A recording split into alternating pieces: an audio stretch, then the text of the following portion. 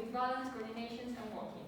As the disease progresses, it also appears problems with walking and talking. They may also have mental and behavioral changes, sleep problems, depression, memory difficulties, and fatigue. Both men and women can have Parkinson's disease, but however, it affects about 50% more men than women. Talking about what causes Parkinson's disease, well, the presentation is cut so you can see, but here we see, well, we made this so you can see. We have the model. Parkinson's disease occurs when the cells of the occurs when nerve cells or neurons in the area of the brain that controls movement die or become impaired. These cells are specific to produce dopamine, which is the chemical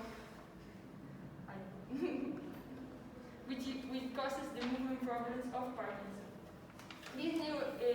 When these neurons die or become impaired, they produce less dopamine, which may make the movement problems. Also, people with Parkinson lose the nerve endings of the neurons, where neuropinephrine is found. Neuropinephrine is the main chemical messenger of the sympathetic nervous system and controls a lot of non-automatic functions of the body. This can explain why Parkinson's symptoms usually go by low blood pressure, decreased movement of food through the digestive system, sudden drop in blood pressure when a person stands up from a sitting down or laying down position.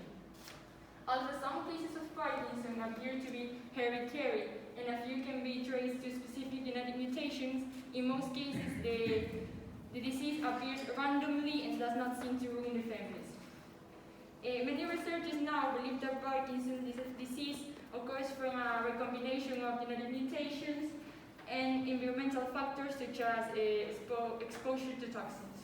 Also, many brain cells of people with Parkinson's contain Lewy bodies, which are initial clumps of the protein alpha-synuclein, and that my partner Paula is going to talk about later in her part of the presentation.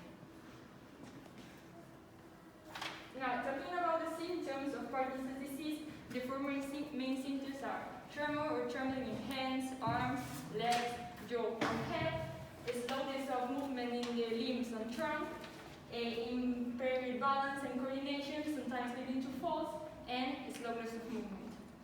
Also, other symptoms may include depression and other emotional changes, difficulty swallowing and speaking, urinary problems or constipation, and skin problems and sleep disruptions.